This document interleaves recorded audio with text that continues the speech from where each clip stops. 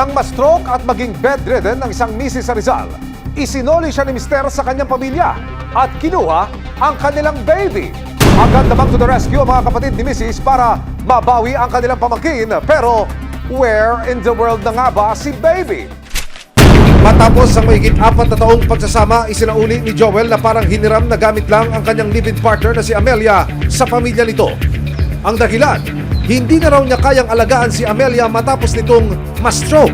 Ito pa yung isang chat niya, pakuha niyo dito sa bahay. Akala ko ba kunin niyo dito sa bahay ang kapatid niyo. Parang ayaw na po niyang patiran sa Amelia sa bahay nila, kaya sinusunod na sa amin. Kami na daw ang bahalang mag-asikaso. Kaya ang mga kapatid ni Amelia, pansamantala siyang kinupkop para mas maalagaan. Nung kinuha po yan ng kapatid ko doon sa Taytay, natanong kapatid ko na nag-iisa lang sa bahay na pinag-iwanan sa kanya. Tapos parang hindi pa kumakain. Parang iniwan lang doon sa bahay na walang tao. Pero ang paghihirap ni Amelia dahil sa karamdaman at pag-aabandona sa kanya ni Joel, simula pa lang ng kanyang kalbaryo. Dahil ang kanyang dating live-in partner, bigla na lang daw umalis na bitbit ang kanilang 1 taong gulang na anak. Ano ito? Trade-in lang? Sa inyo na ang asawa ko? Akin ang anak ko! Lagi siyang pong umiiyak. Minsan po, pag nakiga siya, bigla siyang lingon, may nanap siya. Pag ganun ko po siya, namimiss mo yung anak mo. Gusto mo na makita, baby? Ha? Gusto mo na makita? Tulungan tayo, ang dami tutulong sa atin. Dahil sa kagustuhan ng pamilya na mabawi ang bata, dumulog sila sa resibo sa pag-asang makakapiling muli ng nanay ang kanyang anak. Sinadya po natin yung tinutuluyan ngayon ni Amelia. Siya po yung stroke patient na lumapit sa resibo at humihingi na alalay para mabawi yung kanyang anak. Pansamantala, dito po siya nanunuluyan at kinupkup po siya ng kanyang mga kaanak habang nasa ganitong klase ng katayuan si Amelia. Unang-una ho, kamusta ho si Amelia? Po, lagi po nakahiga. Tapos bigat po po. Ano po yung nais niyong ilapit sa programa? Gusto po namin mabawi yung anak niya. Oo. Dahil po, tuwing umaga gigising siya, Opo. tuwing madaling araw gigising siya, lingon, ganun. Tapos minsan tulala. Pero ang paghahanap kay ex, hindi pala magiging madali. Yun ho bang lugar kung saan natin makikita yung bata? Nasa isang lugar lang o iniiba-iba ho? Iniiba-iba po. Yung una sinabi sa Murong. Oho. Tapos yung pangalawa sinabi sa Teresa daw. Oho. Tapos nung tinanong siya ng kapatid kong isa, sa Maynila daw ko. Nasa Maynila naman. Ayon sa Family Code of the Philippines, nasa kustudiya dapat ng ina ang anak na edad 7 pababa, maliban na lamang kung may nakitang dahilan ng korte na hindi ito ibigay sa ina. Kabilang na diyan ang pagpapabaya, labis na pag-iinom, pagmamaltrato at iba pa. Paano ba yan? Kanino ba talaga dapat mapunta si baby? Dito lang nakarang linggo, isang selfie na mag-ama ang nakita ng mga kapatid ni nanay at ang background ng kanilang selfie looks familiar daw. Pamilyar ho ba sa inyo yung background ng picture? Opo. Eh, saan ho ba yun? Yung po sa Taytay. Sa Taytay. Ano ho yung bahay niya? Opo. Nang malaman ang posibleng kinaroroonan ng bata kasama ang resibo, agad nakipag-ugnayan ang pamilya sa Municipal Social Welfare Development Office o MSWDO ng Taytay Rizal. Agad silang nagpa-monitoring visit sa Violence Against Women and Children o VAUSI ng barangay para tignan ang kalagayan ng bata sa puder ni tatay. Pero ang bata rin lang daw ang nag-aalaga. Naku po, where ba you, tatay? At ang tinitirhang bahay, malapit daw sa bangin. Mukhang delix yan, tay. Nang malamang at risk o malapit sa posibleng panganib ang kinaroroonan ni baby, agad pinuntahan ng MSWD officer kasama ang VAUSI ng barangay ang tirahan para masuri ang lugar at makipag-usap ng personal. Dito na nila nakita ang totoong kalagayan ni baby. Hindi amenable sa isang bata yung ganitong tirahan. Mas maganda po siguro doon sa side ng nanay, titignan po natin yung kondisyon po ng bata.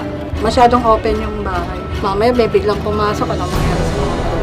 Lalo't very open yung paano pag wala kayo tayo? Umaga lang naman po, umalis pa. Hindi natin masasabi ang security ng bata, lalo't may babae kayo. Sinasabi po namin to para magsikap pa kayo para sa mga anak ko. Matapos sa naging pagsusuri sa sitwasyon ng bata sa piling ng ama, inimbitahan siya sa barangay kung saan naghihintay ang pamilya ni nanay. Next kita, na ipakita mo yung bata sa nanay. Ang sagot ko sa akin, hanapin naman sa kabilaan. Yes. Sa Manila naman natin. Baka ibang nag-attack nun. Sino naghahawak ng cellphone maligid? Eh, minsan nagpatid ko. Kasi, Hindi, hindi tama yun. Ano nga ng ganyan? Ikaw ang kausap ko eh. Paano mas ba? Posible naman yun. Hanapin. Wala akong sinabi na lang hanapin. Nakita mo ang mga chat mo, Manila. walang bura-bura yan. Bago pa magkapikunan, ipinaliwanag sa parehong panig kung ano ang magiging desisyon ng Taytay MSWD. Pag hindi po kasal ang magpartner, ang 7 years old below po ay napupunta po sa nanay. Pero si tatay, laban kung laban daw para sa kanyang karapatan. Eh, sa akin naman pati ma'am. Eh, siyempre, anak ko nga, gano'n na. Eh, pwede rin po sa akin, ba't hindi po ako pwede mag-alaga? Sino po naiiwan? Anak ko rin po. Ilang taon po yung bata? 13 po. Minor po yun. Hindi po. That is one of the negligence ng father na ipagkatiwala sa isang minor de edad ang isang bata. Dapat po may nagsusupervise po na Tatay ko po, nandun.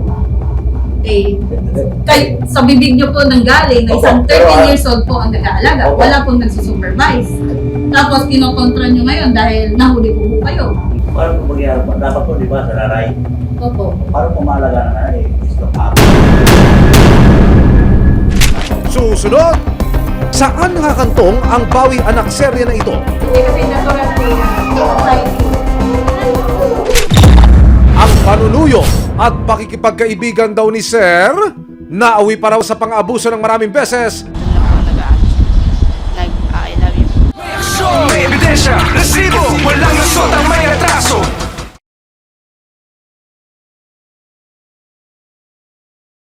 May aksyon, may ebidensya, resibo, walang lusot ang may retraso. Nangungulila ang isang ina sa Rizal dahil biglang nawalay sa kanya ang isang taong gulang niyang anak.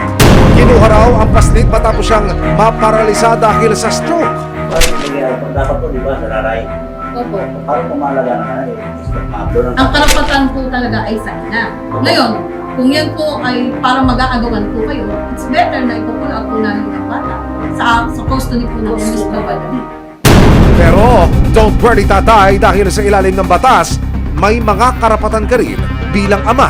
Pwede nyo hong bisitahin ang inyong anak at suportahan ng pinansyal ang inyong mga anak. Hindi po naman ipagkakalit sa inyo. Dahil paliwanag ko naman po sa kanila ang inyong karapatan. Namatbahan sa loob ni tatay ang pagsasauli sa kanilang anak. Sa huli, nasunod ang pasya ng MSWD para sa best interest of the child at para sa kanila, mas makabubuti na sa pamilya ng ina mapunta ang bata. Pero mama, pero mama, Alam niya, hindi kasi natural po yung society. napaling ko. Para malapit kasi. Ano mama, ano mama? Balik ka rin ko, ha? Ay, patay. Siyempre, masakit sa akin, ma'am, yung mawali sa akin yung anak ko. Siyempre, mahal ko yung anak ko eh.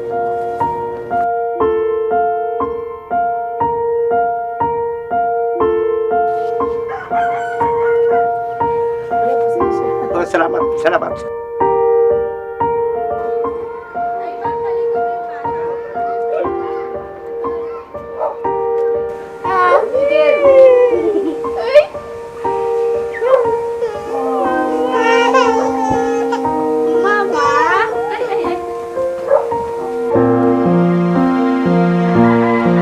Mama mo yan?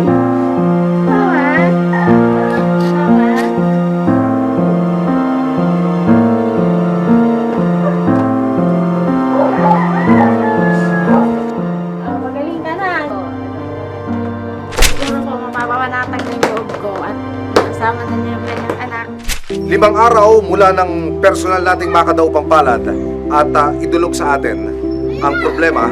Ngayon po, kakamustahin natin si Amelia, pati na yung kanyang kapatid na si Sarah, pagkatapos mo ng development na ito sa kanilang reklamo.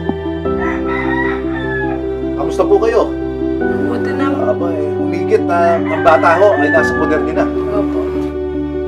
Amelia, Masaya ka na ba? Nasa iyo na yung bata. Masaya ka na? Okay. Nakakatuwa naman, ano? So, iba ko talaga yung lakas na ibinigay ng bata sa kanya. O, Melia, palakas ka, ha?